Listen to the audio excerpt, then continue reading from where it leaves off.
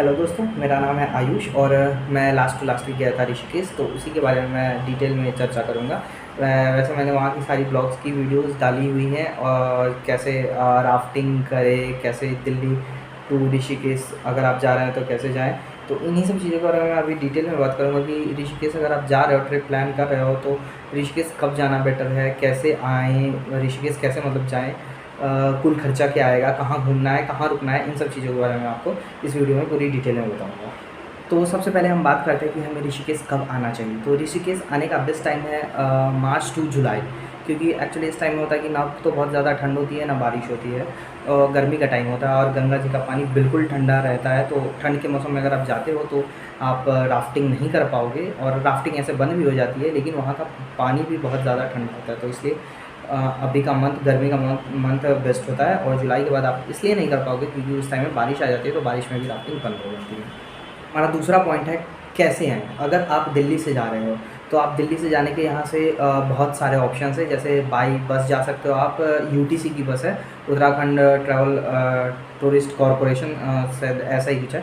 तो उससे आप ऑनलाइन बुकिंग कर सकते हो। 355 रुपये की नॉर्मल जो बस आती है, जिससे हम गए थे, 355 रुपये की बस आती है, तो आप उससे जा सकते हो। आपको अप्रॉक्स 11 साढ़े 11 में अगर आप शाम को जाते हो, रात को जाते हो, तो आप सुबह में 4 बजे तक वहाँ पहुँच जाओगे, जो कि बहुत सही टाइम है पहुँचने का। आप एसी बस से जाते हो तो उसका 700 साढ़े 700 800 मतलब डिफ़र करता है, हर बस का अलग अलग रेट है। तो उससे आप जा सकते हो। बाई ट्रेन ईज़िली जा सकते हो। बाई रोड अगर आपके पास अपनी कार है तो आप बाई रोड बहुत अच्छे से जा सकते हो, कोई प्रॉब्लम नहीं होगी। हमारा थर्ड क्वेश्चन है हम कहाँ रुकें। तो एक्चुअली आपको ऋषिकेश में रुकने के लिए बिल्कुल भी नहीं सोचना है। अगर आप वीकेंड ट्रिप पे जाते हो, जो कि 3-4 दिनों का लंबा वीकेंड होता है, तो उसमें थोड़ी भीड़ ज़्यादा हो जाती है। लेकिन अगर आप ऐसे जाते हो तो आपको बिल्कुल भी नहीं सोचना है। वहाँ हॉस्टल्स 300 से 500 रुपये पर पर्सन में बहुत ईजीली मिल जाते हैं। अगर आप बजट ट्रिप पे हो तो आप हॉस्टल्स ले सकते हो। अगर आप बजट ट्रिप पे नहीं हो तो अच्छे होटल्स, जैसे हम लोग रुके थे, 3 स्टार होटल था, होटल शिव गंगा रिट्रीट, जो एम्स के पास था, तो हम लोग वहाँ रुके थे। तो उसका तो 1800 था चार्ज, बट आप ऐसे रुक सकते हो। हॉस्टल्स है वहाँ पे, यार्ड्स है, अपार्टमेंट्स है। अगर आप बजट ट्रिप पे हो तो हॉस्टल्स आपके लिए बेस्ट है, लेकिन अगर आप बजट ट्रिप पे नहीं हो तो आप वहाँ पे यार्ड्स कहते हैं, पता नहीं क्या कहते हैं, वो पता नहीं क्या कहते हैं उसको, जो पूरा अपार्टमेंट टाइप का आपको दे दिया जाएगा, जिसमें खाना पीना, रहना, फ्रिज वगैरह सब कुछ होगा आपका, तो वो आप ले सकते हो। 1000-1200 रुपये में वो भी मिल जाता है, अपार्टमेंट्स आपको मिल जाएंगे। और बेस्ट थिंग, आपको कैंप मिल जाएगा। 1000 अगर आप भीड़ के टाइम में जाते हो तो 1200 पड़ेगा, ऐसे 800 रुपये। और कैंप कहाँ होता है, तो वो पहाड़ों पे होते हैं, गंगा के किनारे होते हैं, उसमें स्विमिंग पूल वगैरह भी होता है। तो डबल बेड का होता है एक, तो उसमें आप 800 रुपये करके 2 लोगों का ले सकते हो, जिसमें खाना वगैरह सब कुछ इंक्लूड होता है। ट्रैकिंग करवाएंगे वो, कैंपिंग करवाएंगे, तो उन सब चीज़ मतलब वो उन्हीं का होता है। जैसे आप जहाँ पे राफ्टिंग करोगे ना, तो वही आपकी बुकिंग कर देंगे कैंपिंग के लिए भी, तो वो सब इजीली आपको अवेलेबल हो जाएगा। उसके लिए आपको सोचना नहीं है, बिल्कुल वो नहीं। अच्छा, अगर आप कैंपिंग में शेयरिंग बाथरूम वगैरह लेते हो ना, तो वो 500 से 800 रुपये में हो जाएगा। और अगर आप पर्सनल लेते हो तो 800 से 1200 रुपये में आपको ईजिली हर टाइम में, वीक के टाइम में भी आपको अवेलेबल हो जाएगा, जो कि खाना, कैंपिंग वगैरह सब कुछ, स्विमिंग पूल वगैरह सब कुछ रहता है उसमें। उसका एक अलग लेवल है। अगर आप घूमने जा रहे हो ना, तो वो आप ट्राई कर सकते हो। अगर आप मतलब बजट में हो तो फिर आप 500 से 800 वाला ले सकते हो। फिर भी यार, घूमने जाना है, एक बार तो बंदा जाता है, तो वो तो ट्राई कर ही सकते हो। अच्छा है, अब हमारा लास्ट क्वेश्चन आता है कि हम कहाँ घूमें ऋषिकेश जाए। तो भैया, ये क्वेश्चन जायज़ नहीं है, क्योंकि आप अगर 2-3 दिन 4 दिन के ट्रिप पे हो ना, तो भी आपको कम पड़ जाएगा। ऋषिकेश में घूमने के लिए इतनी जगह है। लेकिन ऐसे एक्चुअली हम जिस तरीके से गए थे उस तरीके से मैं आपको बताता हूँ कि कब जाएँ, कहाँ जाएँ और कैसे जाएँ। तो हम गए थे 11 साढ़े 11 में नई दिल्ली से, ISBT कश्मीरी गेट से हमने बस लिया था, और सुबह में हम पहुँच गए थे 4 बजे। 4 बजे हम पहुँचने के बाद सबसे पहले सुबह में चले गए थे जानकी झूला, जो कि उससे अच्छा पूरे दिन में, पूरे रात में आपको कभी नहीं दिखेगा। जानकी झूला बेस्ट व्यू मॉर्निंग के टाइम का ही आता है, इसलिए आप कभी भी ट्रिप प्लान करो तो इसी तरीके से प्लान करो कि जानकी झूला आप सुबह के टाइम में 5 बजे से पहले देख लो। 5 मतलब 5 साढ़े 5, हाँ यही आसपास तक आप देख लो, बेस्ट व्यू आएगा। वो हवा बहुत तेज़ चलती है सुबह के टाइम में, मतलब ये नहीं कि उसी दिन चली थी, हर दिन चलती है। मैंने वहाँ के लोगों से पूछा, तो मतलब गंगा किनारे होने के कारण हर दिन हवा वैसे ही चलती है वहाँ पर। तो आप वो ट्राई कर सकते हो, पहली चीज़। दूसरी चीज़, वहाँ से हो जाने के बाद आपको जस्ट वहाँ पे जानकी झूला के पास में ही आपको अगर आप रेस्ट करना चाहते हो तो आप जा कर के अपने होटल वगैरह में रेस्ट कर लो, अदरवाइज़ आप मॉर्निंग के टाइम में ही क्या कर सकते हो कि राफ्टिंग चूज़ कर लो।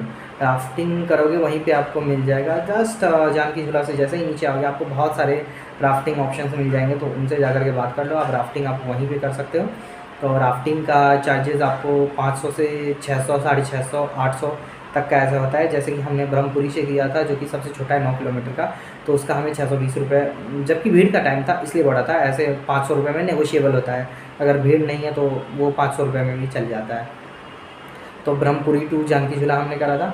आप शिवपुरी भी कर सकते हो, और एक और है, सॉरी मैं नाम भूल गया, एक जैसे 9 किलोमीटर का है, 16 किलोमीटर का है, 22 किलोमीटर का है।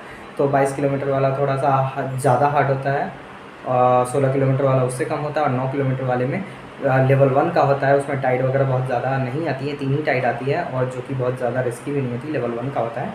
तो अगर आपको डर लगता है, तैरना नहीं आता, तो आप लेवल 1 का ही ब्रह्मपुरी वाला करो, जो कि सस्ता भी है और अच्छा भी है, आपको पूरा मज़ा भी आएगा और सब कुछ आप देख भी लोगे और रिस्क उसमें बिल्कुल भी नहीं है।